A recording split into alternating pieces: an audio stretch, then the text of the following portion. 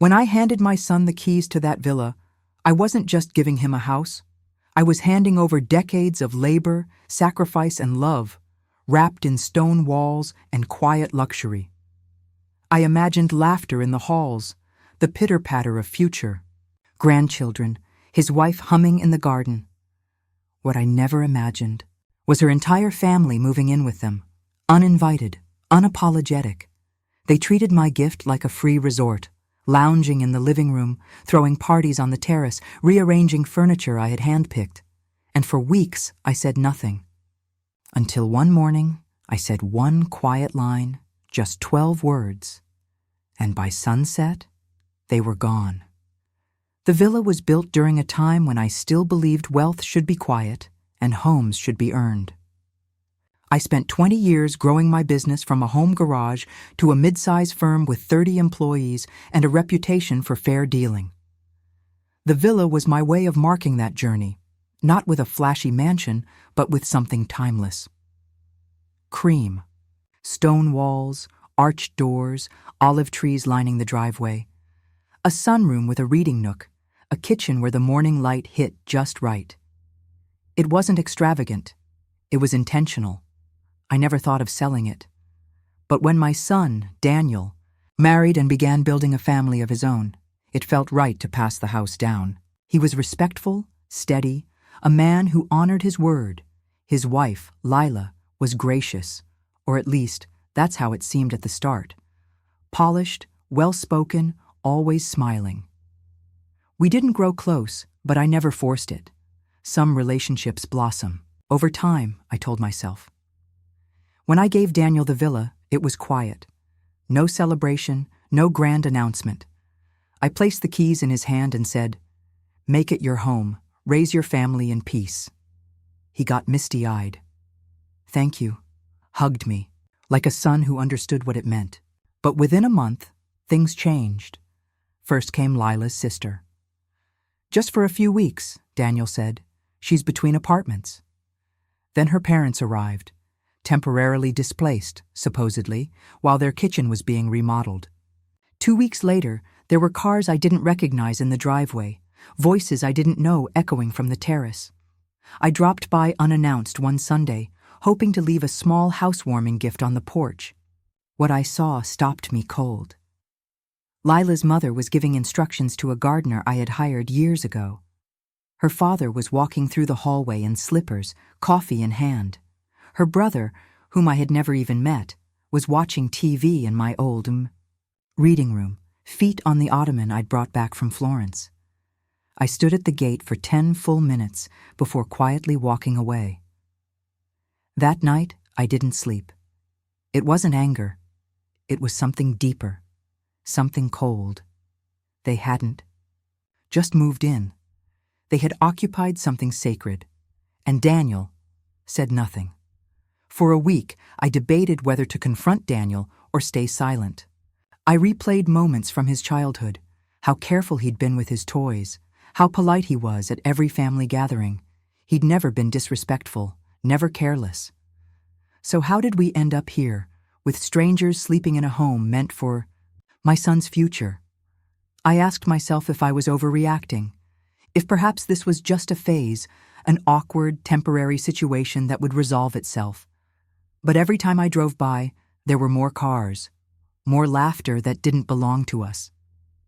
A barbecue that filled the garden with smoke, chairs pulled from storage without permission, voices shouting over music that echoed through the valley. Finally, I called Daniel. He picked up quickly. "Hi, Dad. Everything okay?" "Can we talk?" I asked. "In person." He paused, then said, "Of course. Tomorrow?" We met at a quiet cafe, neutral ground. He looked tired, but not troubled, almost as if nothing was out of place in his world. "How's the house?" I asked. He smiled faintly. "It's lively." I gave him a long look. "I've noticed." Daniel rubbed the back of his neck. Lila's family had some unexpected things come up. They didn't want to burden anyone. And since we had space— "You mean, since I gave you space?" I said, keeping my tone even. He blinked. "Dad, it's not permanent. Is that what they told you? I asked quietly. Because when I stopped by last week, it didn't feel temporary. It felt settled. Daniel looked down. They've helped out, you know. Cleaning, groceries, little things. I took a breath. That villa was meant for your family, for you, your wife, your children, not as a guest house, not as a retreat. I didn't give you that home, so it could be claimed by people who never once looked me in the eye. His face flushed. I didn't think it would upset you this much. It doesn't upset me, I said slowly. It disappoints me. That landed. Daniel sat back, his mouth tightening. So, what are you saying? I didn't answer then. I let him sit with it. Because the words I would say, soon, were not for that cafe. They were for the home. For the ones who had mistaken generosity for entitlement. 2 days after our cafe conversation, I drove to the villa again. I didn't call first. I didn't bring a gift or a smile. I came as the man who had built that house with his own hands, who had paid for every stone, who had handed it over in love, only to see that gesture mistaken for weakness. I parked just outside the gate and walked in through the side entrance. The garden was different. Furniture had been moved, cushions replaced with cheaper ones. My favorite olive tree had string lights tangled in its limbs, and someone had added a wind chime that clashed with the villa's quiet elegance. Inside, I heard voices, loud, unfiltered. Lila's brother was on the couch, gaming. Her mother was in the kitchen, chatting with a neighbor I didn't recognize. Her father walked by me in slippers again, holding a newspaper as if this had been his home for years. None of them greeted me. None of them paused. I found Daniel in the study, door half open, headphones around his neck. He stood when he saw me. Dad, I didn't know you were coming by. I noticed. He looked anxious now, glancing down. The hall. We're making changes. It's still your house, of course, but I raised my hand. Stop. That's the first mistake. It's not my house. I gave it to you. But it seems no one here understands what a gift is. He opened his mouth, but I continued. I gave this home to you, Daniel. Not to Lila's second cousins. Not to her parents. Not to the people sleeping in guest rooms and throwing parties in the garden. This wasn't a hotel. It was a legacy. Dad, they're just staying until... No, I said firmly. They're not. Not anymore. It wasn't anger in my voice, it was authority. The kind that doesn't shout because it doesn't need to. Daniel's face paled. Lila's family won't understand. They don't have to, I said, but they will listen. He hesitated. What do I tell them? I looked at him carefully. You don't have to tell them anything. Then I stepped into the living room where 3 of Lila's relatives sat watching television and said one line. The foundation of this home is respect. If you don't live by it, you won't live in it. Silence. Lila's father slowly turned his head. Her brother set the controller down. Lila's sister came around the corner, mid-laugh, and stopped when she saw me standing there. I didn't raise my voice. I didn't threaten. I just let the truth hang in the air. And by that evening, the house was quiet again. They packed quickly, no arguments, no farewell. Daniel helped them load their cars. He didn't look at me until the last trunk closed. I didn't know how to stop it, he finally said. I didn't want to be rude. I nodded slowly. There's a difference between being polite and being walked on. He nodded, and for the first time in weeks, I saw my son again. After they left, the villa echoed differently. The rooms breathed again. There was a kind of quiet that didn't feel empty, but restored, like the walls were exhaling after being pressed in too tightly. I stayed for a while that evening, not to supervise or linger over what had been removed, but to feel the house remember itself. Daniel walked me to the back patio, hands in his pockets. He looked older, more humbled. It was the first time in a long while that he didn't look like someone trying to smooth over cracks. I didn't think it would spiral like that, he said. At first it felt harmless. Lila said they just needed a place to land. I didn't interrupt. I let him speak. Then it got out of control, he continued. They took advantage. I let them. And I guess I didn't want to cause a scene, so I just let it keep going. I sipped the tea he had poured earlier, lukewarm now, and replied, letting it go wasn't kindness, Daniel. It was neglect. Of boundaries, of self-respect, and of what that house was supposed to mean. He nodded slowly. I know. That was all I needed to hear.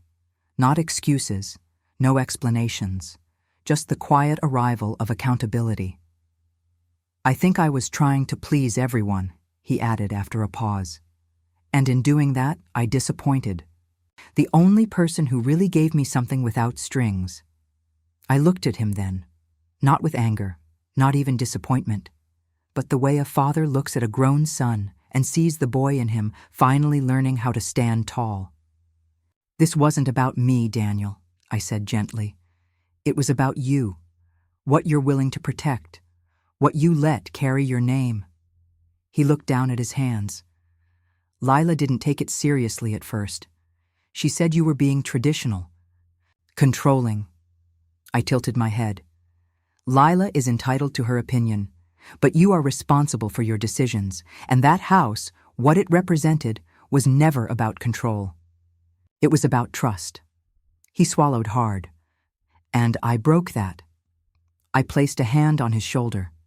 No, you let it bend, but now it's your job to reinforce it. The sun was setting by then, casting amber light across the stones I'd chosen. Years ago, stone by stone, believing they would hold something sacred.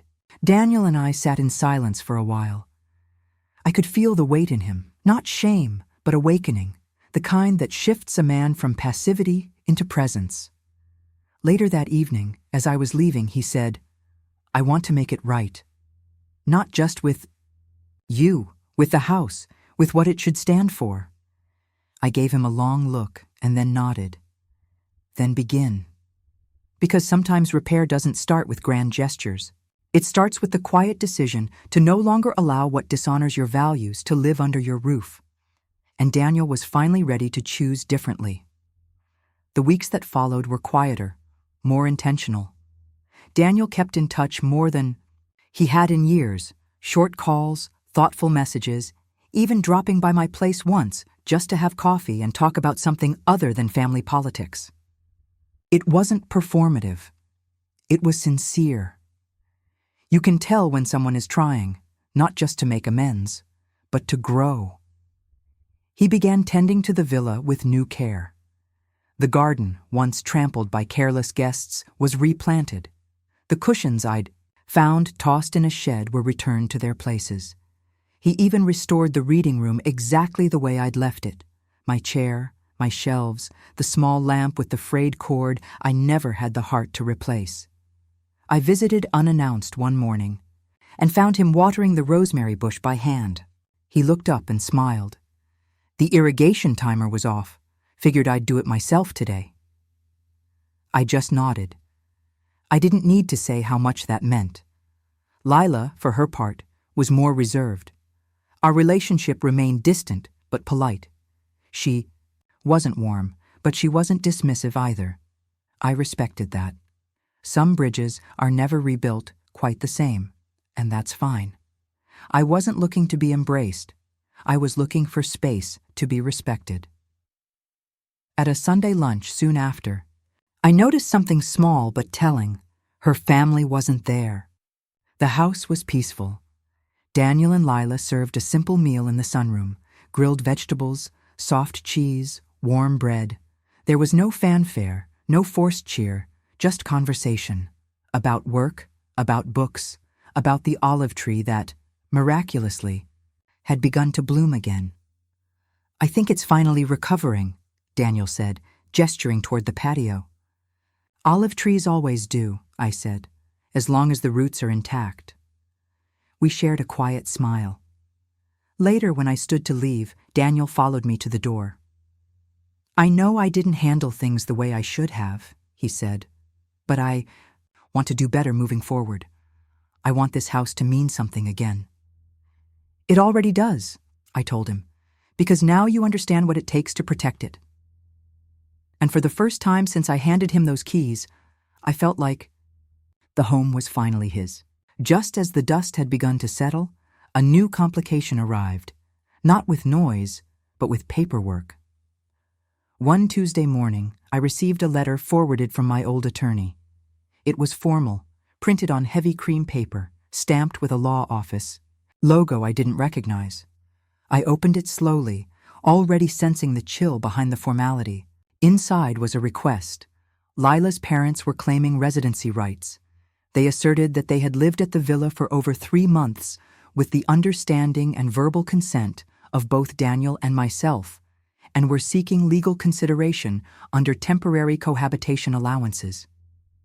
They claimed significant emotional and domestic contributions to the home. I stared at the paper for a long moment. It wasn't just insulting, it was shameless.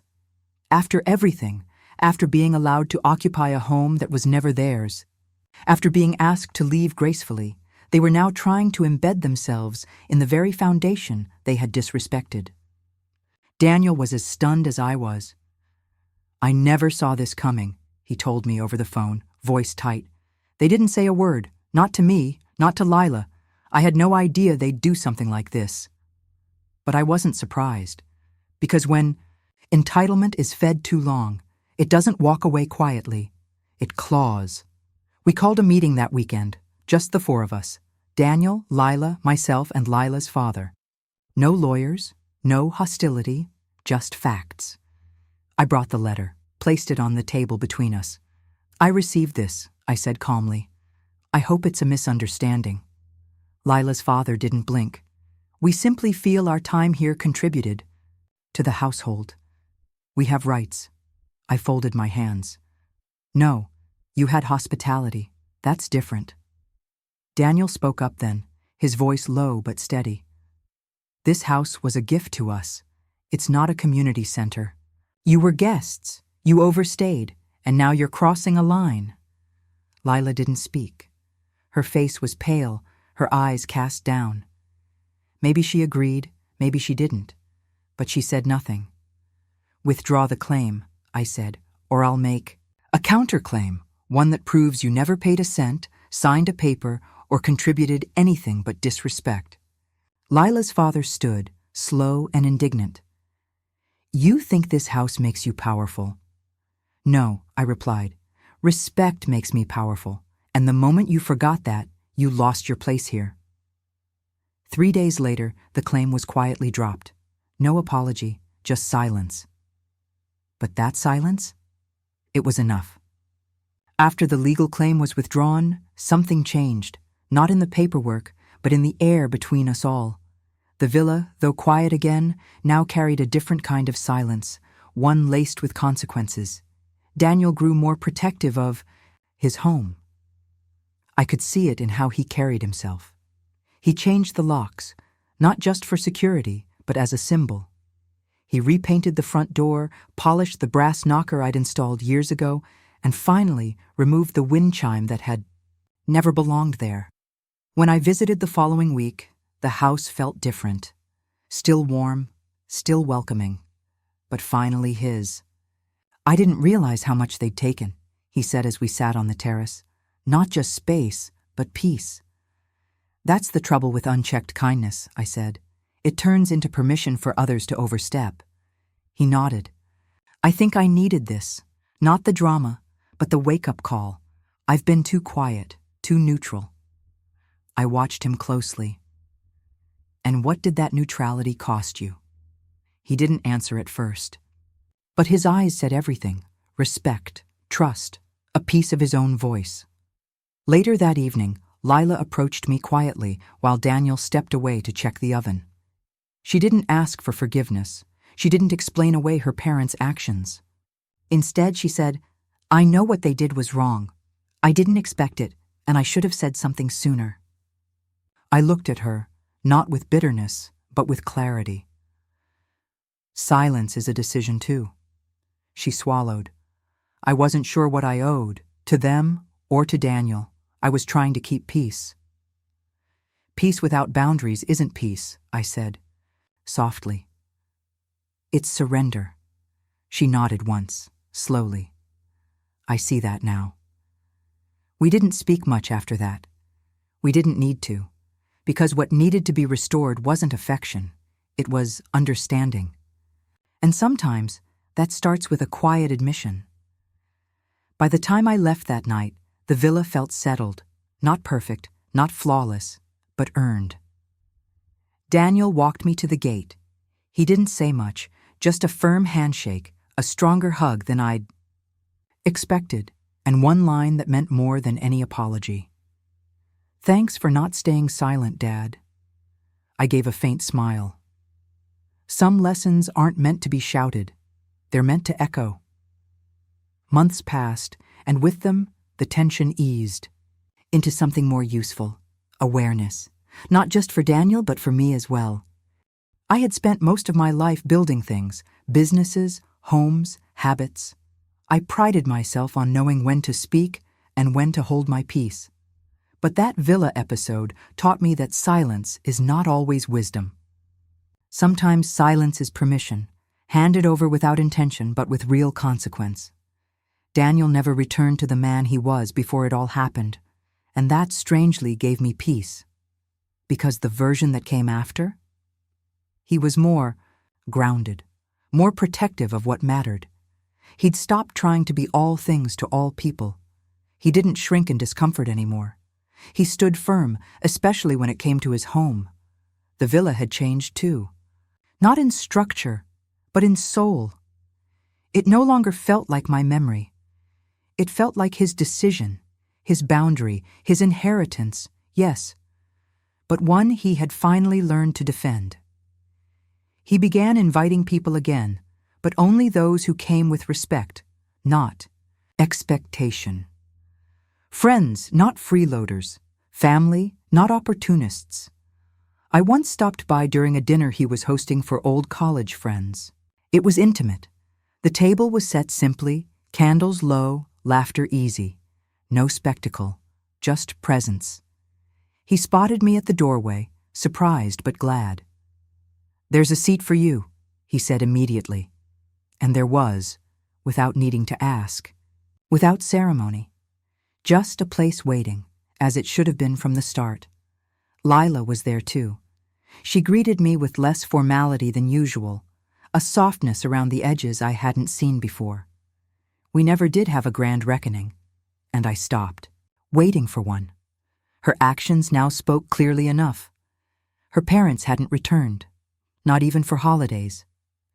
The decision, it seemed, had been made quietly and held firmly. One afternoon, Daniel showed me a photo album he'd started assembling. Printed photos, captions in his handwriting. On the cover, ours.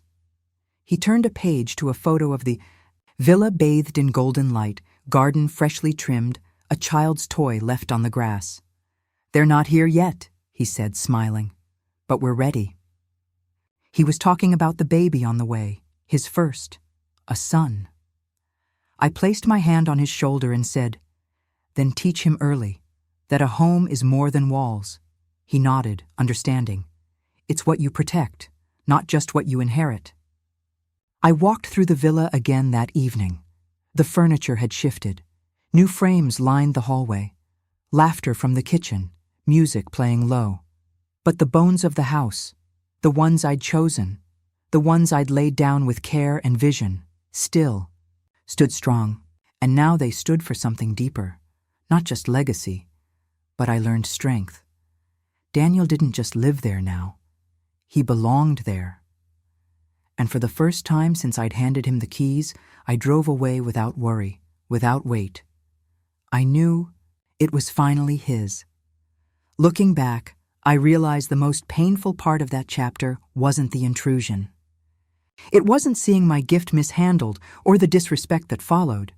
It was the moment I questioned whether my silence had allowed it all to happen. I had taught Daniel so much, how to build, how to save, how to lead. But I had failed to teach him the one lesson every person must learn on their own. how to protect what they've been given. We often believe that love is expressed in how much we give, how much we forgive, how much space we allow others to occupy in our lives. But love, real, steady love, also knows when to draw a line, when to say, this far and no farther. The villa was more than property. It was a test, and Daniel passed it, not when he received the keys, but when he took ownership of what those keys meant.